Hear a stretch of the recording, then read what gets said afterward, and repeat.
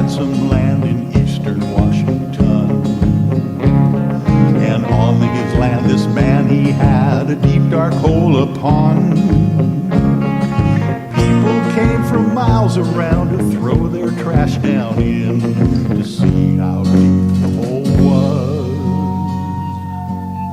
and listen for its end. Then one day, that fateful day, they forced Mel off his land. They paid him off and sent him off down under with a plan.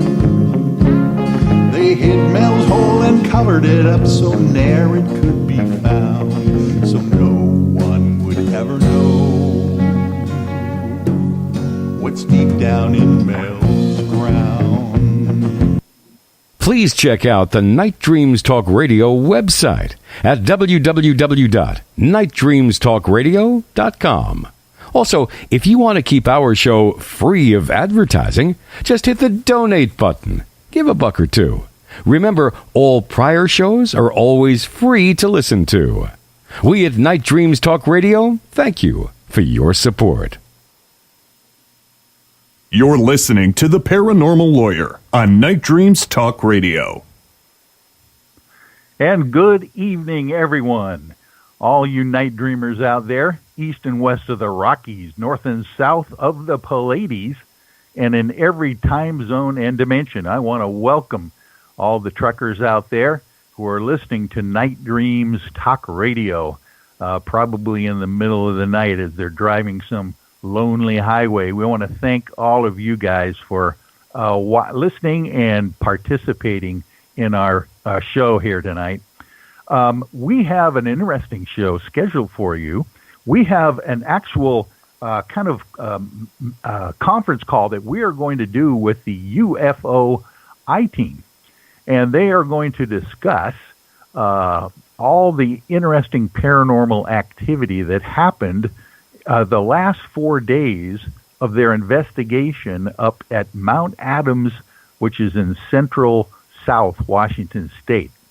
But of course, before we do that, this is a great time to bring in our old friend, Peter Davenport from the National UFO Reporting Center, to give us a little update on some of the UFO sighting reports that are happening around the country, and maybe a report again about some of his recent travels to the East Coast. So let's bring Peter onto the show. Are you there, Peter?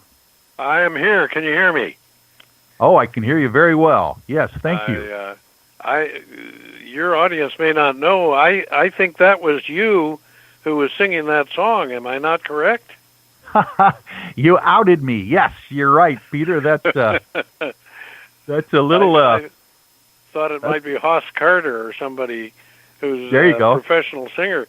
I'll bet a lot of your listeners don't know that you have done a great deal of singing in your past. I have had the pleasure of watching you sing in a choral setting, and you are a remarkable vocalist. So. Oh.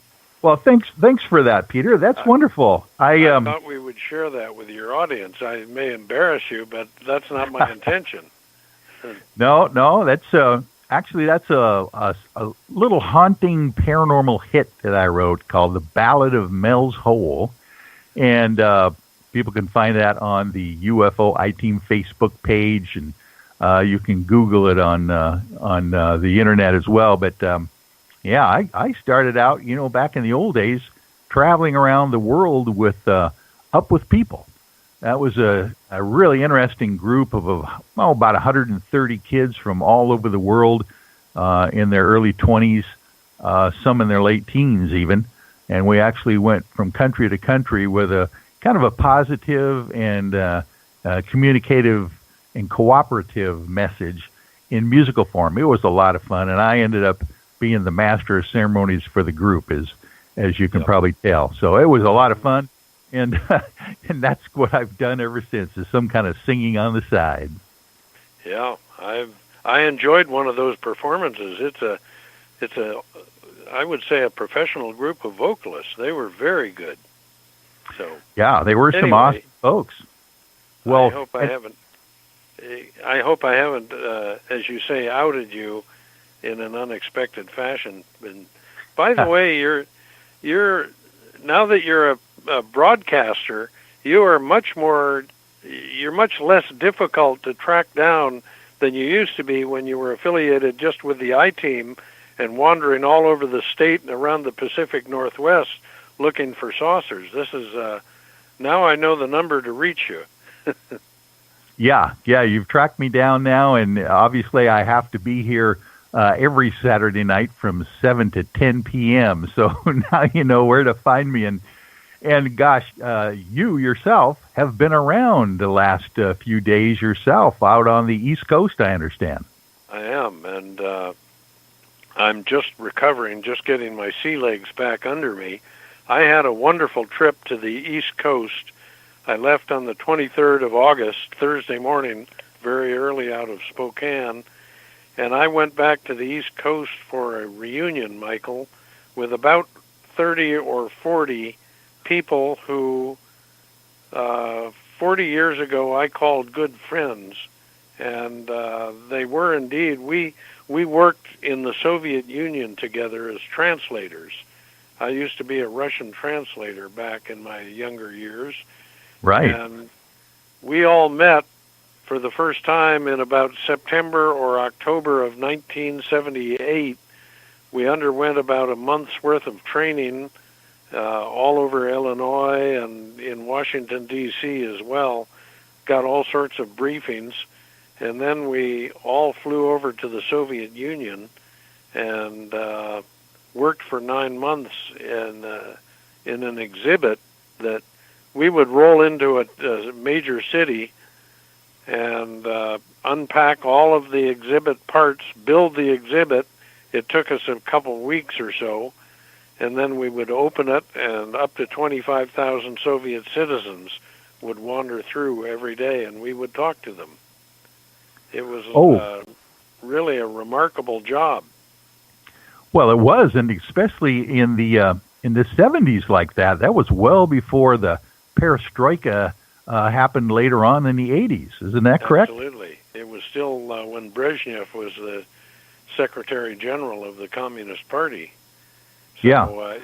It was in the Cold War. In fact, the one of our ambassadors was assassinated in Kabul, Afghanistan. It was February 14th, 1979, while I was in the Soviet Union. And the Soviets were suspected of having perpetrated that crime. So, oh my goodness! Well, and if you'd like to relate your brush with destiny and potential death out on the Russian seas, would be interesting. I remember you said that you were a translator on Russian trawlers as well. Yeah, this was just a couple years before I went to the Soviet Union. I was a graduate student in the College of Fisheries at the University of Washington in Seattle. And unfortunately, I had let it be known that I had been a Russian translator in my younger years and had served in that capacity for the U.S. Army Security Agency. So I was approached in the spring of 1976 and invited to serve as our first fisheries observer aboard a Soviet fishing vessel in American fishing waters. So I went out on that vessel. I stepped aboard on the 30th of June, 1976, and I spent 18 days aboard. The last day or day and a half I spent under arrest. The skipper arrested me and tried to force me to sign documents, which I couldn't see until I'd agreed to sign them, curiously. You as a paranormal attorney will appreciate that. I'm sure your listeners will. Right. But it was a wild and scary situation, and the last scrap of news I had heard before I stepped aboard that Soviet fishing vessel, it was up near Kodiak, was the fact that there were hostages at Entebbe Airport and the Israelis were considering a raid and so on. I thought the Western world had gone up in flames in my absence. But Oh, yes. And That and of was- course you were the only American on that ship at the time. Is that right? I was, and I didn't think that anybody on that ship could speak English, and so it was a hairy situation for a while. I had no news. I thought the world might have been plunged into war, and here I found myself isolated on a Soviet fishing vessel off 90 miles southeast of Kodiak. So Talk about that was you know, wild the- time. jumping out of the fire into the frying pan. You Yeah, never know which exactly. way you're going to go there. Yeah. Exactly. So people who know me know how many jobs I've had in my life. That's just one of them. And the UFO Center is the latest in a long list of very strange positions I've had. Yeah, and at one point, I think you're telling me it was in the early 90s, you befriended Robert Gribble of the organization that you are now ahead of. Is that about the timing that we're talking about? Early 90s, 1991, I joined MUFON in Seattle, the Mutual UFO Network. Marilyn Childs, Marilyn and Larry were the state directors of MUFON Washington at the time, and Bob Gribble used to come to their monthly meetings that we held on Saturday towards noon or so, and that's how I got to meet him. And frankly, if I'd known what that introduction was going to do to my life when I took over the hotline, I would have turned my back on it and walked away without a second thought. Being director of the National UFO Reporting Center is one of the more interesting and I would say on some occasions even frightening jobs I've ever had in my life. It looks to me as though we're being visited by aliens on a regular basis. So, Well, exactly, and you get to or have to kind of field all of the reports that are coming in from. Let me make sure that this is correct. That it sounds to me that every FAA tower, whether it's on a civilian airport, a military base, or even private airports, they do have your phone number, the hotline phone number, available for folks to call when they get calls. Is that right? I believe that is still the case, Michael. Another UFO organization tried to sort of elbow their way into that position. Right. They may have succeeded to a degree, but judging by the number of calls I get from the FAA monthly, I suspect that they still have our card, and every so often I get a call in the wee hours of the morning from an FAA facility that is calling to say they're just updating their actions book and want to make sure that our number is still current. So I suspect that most FAA facilities have our number. Yeah, and I understand law enforcement agencies as well also have it. Yeah, law enforcement, NASA has our number. I think I have reason to believe that the NSA and FBI and CIA have our numbers, because we get people from time to time who claim they've called those organizations and been directed to our number. Wow, isn't that interesting? You call the FBI with a sighting report, and they send you to the National UFO Reporting Center. That's wonderful. Right. And that leads me back to Washington, D.C. for just a moment, if I may, and I hope I'm not keeping you from the UFO I Team.